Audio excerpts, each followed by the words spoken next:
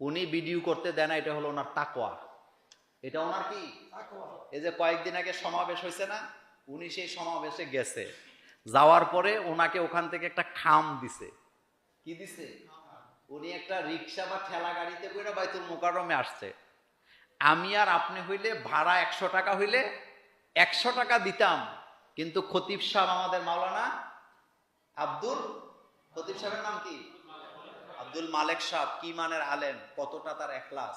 তিনি চিন্তা করতেছে এই খামটা তো মূলত আমারে তারা ভাড়ার জন্য দিছে। খামের মধ্যে 20,000 না 30,000 টাকা ছিল।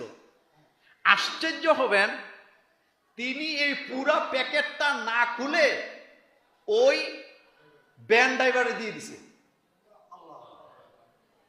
কারে দিছে? মানে ওনার মাথায় চিন্তা হলো এই প্যাকেটটা দিছে আমারে তারা ভাড়ার জন্য, তো এই ভাড়াটা তো সে পাবে যে আমারে নিয়ে আসছে। আপনি তারে নিয়ে প্রশ্ন তুললেন না, সব জায়গায় চুলকায়েন না। উনি এই মানের মানুষ। এবার কি বুঝাইতে পারছেন?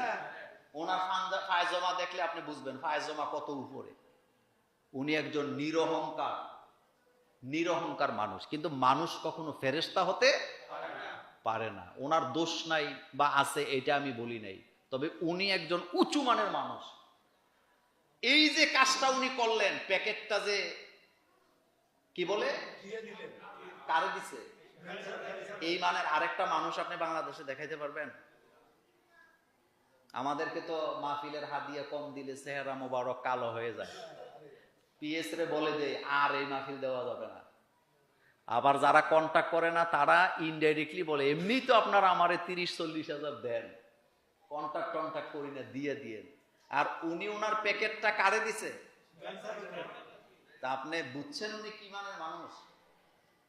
উনি একজন সর্বজন শ্রদ্ধেয় আলেম আমাদের বাংলাদেশে। এবং আরো মজার ব্যাপার, উনি কিন্তু আমাদের কুমিল্লা সন্তান। কুমিল্লাতে মেধা আসেনি? কথা কন না। কুমিল্লাতে মেধা আসেনি? উনি কোন জায়গার সন্তান?